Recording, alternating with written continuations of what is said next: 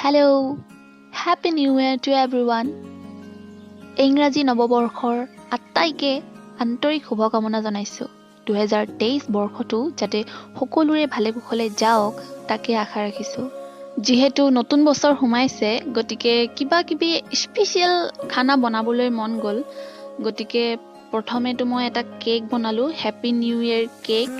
তাৰ পিছত আকৌ মই বনাইছো চুঙাত দিয়া বাঁহৰ চুঙাত দিয়া গাহৰি মাংস, লগতে আছে চুঙাত দিয়া চাউল। গতিকে আহকচোন মই কেনেদৰে তৈয়াৰ কৰো এই সকলোবোৰ চাই যাওঁ মোৰ এই ভিডিঅ'টোত। কেক বনাবলৈ মই ললো 3টা কণী, ময়দা 1 কাপ, চেনি 1 কাপ, ৰিফাইন অইল, তাৰ পিছত লৈছো গাখীৰ, বেকিং। ফাৰ্ষ্টতে মই কণীকেইটা মই ব্লেন্ডাৰে ফেটি লৈছো আৰু কণীখিনি ফেটাৰ পিছত মই তাত দিছো 1 কাপ চেনি।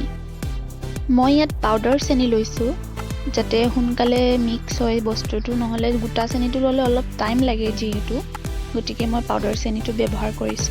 তাৰ পিছত দিছো মই 1 কাপ ৰিফাইন তেল। ভালদৰে এতিয়া মই মিক্স কৰি ললো গোটেই 3টা বস্তু।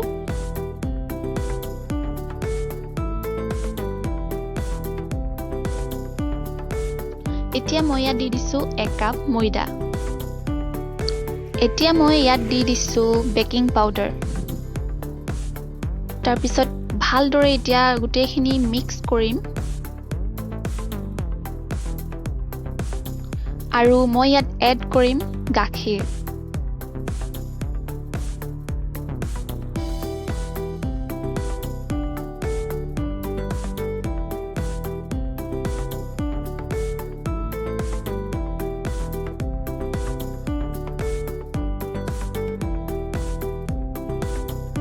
এতিয়া মই ইয়াত দি দিছো পাইনএপল এসেন্স। পাইনএপল এসেন্স দিলে অলপ ভাল গোন্ধ এটা আহে আৰু বিভিন্ন ধৰণৰ এসেন্স পায়, ভেনিলা দিব পাৰে।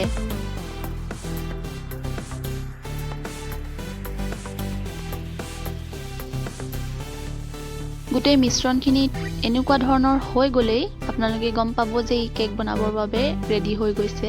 গতিকে মই এটা পাত্ৰত অলপ ৰিফাইন অইল সানি লৈ তাত মিশ্ৰণখিনি দি দিম।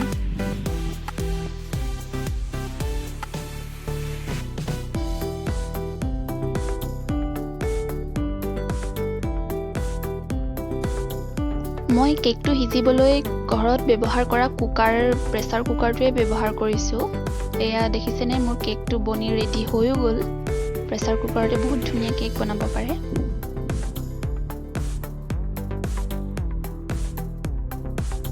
যিহেতু মই এতিয়া ক্ৰীম লগাম কেকটোত, গতিকে কেকটো মই সমানকে কাটি লৈছো। যিখিনি এক্সট্ৰা আগবাঢ়ি থকা অংশখিনি মই আঁতৰাই দিছো কেকটোৰ পৰা, আৰু তাৰ পিছত মই গোটেই কেকটোত 3টা লেয়াৰ কৰিম। 3টা লেয়াৰ কৰি কেকটোত ক্ৰীম লগাম। সো এতিয়া মোৰ 3টা লেয়াৰকে কটা হৈ গ'ল। এতিয়া মই লৈছো হুইপ ক্ৰীম। ক্ৰীমখিনি খুব ভালদৰে মই মোৰ ব্লেন্ডাৰে ফেটি লৈছো।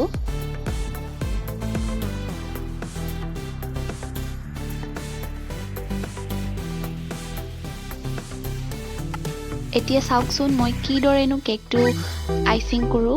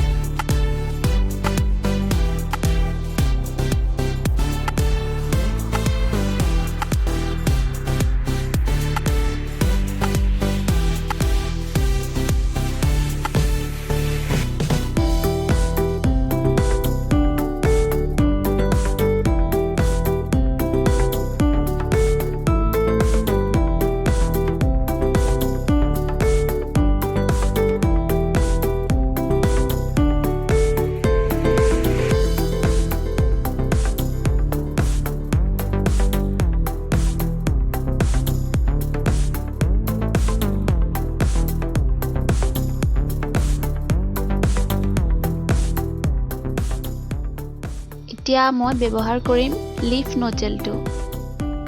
আপোনালোকে দেখিবলৈ পাইছে কেকটোৰ একেবাৰে তলৰ বাউণ্ডাৰীটো মই এই ডিজাইনটো দি দিছোঁ লিফ নজলেৰে।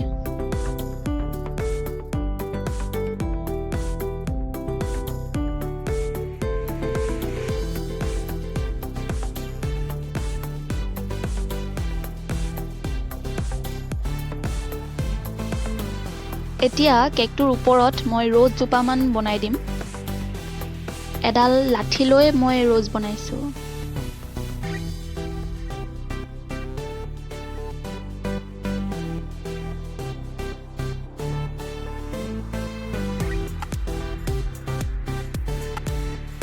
এতিয়া ইয়াতে কিবা কিবি অলপ ডিজাইন দি দিছোঁ, ঠিক আপোনালোকে ভিডিঅ'টোত দেখাৰ দৰে।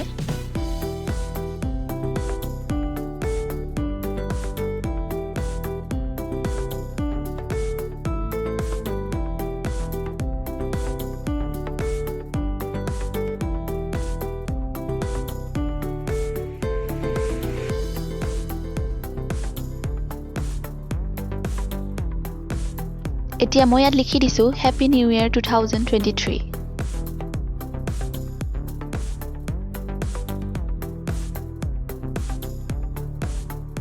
এয়া দেখিলেনে মোৰ কেকটো ৰেডি হৈ গ'ল।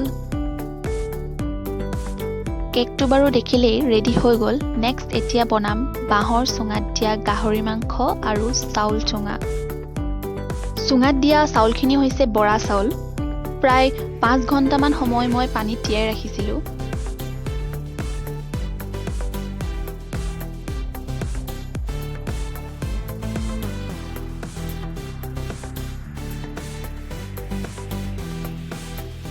এতিয়া আহোঁ গাহৰি মাংসৰ ৰেচিপিটোলৈ। গাহৰি মাংসখিনি ফাৰ্ষ্টে মই বইল কৰি পেলাই তাত ৰচুন, আদা, পিঁয়াজ, জলকীয়া, মটৰ দিলোঁ, বিলাহী, ধনিয়া, সোৱাদ অনুসৰি নিমখ, হালধি দি আমি মাংসখিনি চুঙাত এনেদৰে ভৰাই দিছোঁ।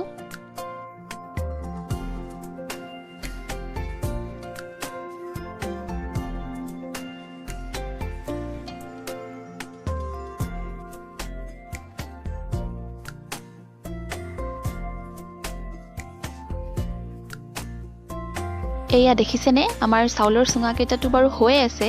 এতিয়া মই গাহৰি মাংসৰ চুঙাটো দি দিছোঁ জুইত। আপোনালোকেও এনেদৰে বনাবচোন। আৰু তাতে ঠাণ্ডা দিন জুই ফুৱাই ফুৱাই এনেদৰে ধুনীয়াকৈ ৰেচিপি বনাব পাৰিব। আৰু ইয়াত চাওক মোৰ চাউলৰ চুঙাটো এতিয়া মই কাটি উলিয়ালোঁ। খুব ধুনীয়াকৈ বৰা চাউলখিনি সিজি গ'ল। আৰু এতিয়া ইফালে চাওক আমাৰ চুঙাত দিয়া গাহৰি মাংস ৰেডি হৈ গ'ল।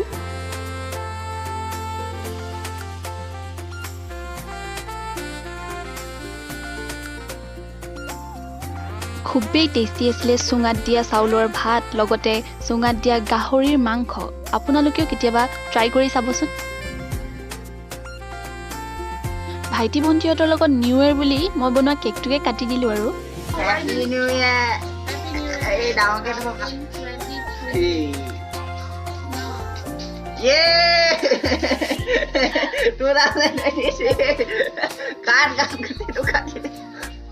পুনৰবাৰ আপোনালোক সকলোকে ইংৰাজী নৱবৰ্ষৰ আন্তৰিক শুভকামনা জনালোঁ। ভিডিঅ'টো মই ইমানতে সামৰিছোঁ। কেনেকুৱা পাইছে নিশ্চয় জনাব। আৰু ভিডিঅ'টো ইমান সময় শেষৰলৈকে চাই থকাৰ বাবে বহুত বহুত ধন্যবাদ।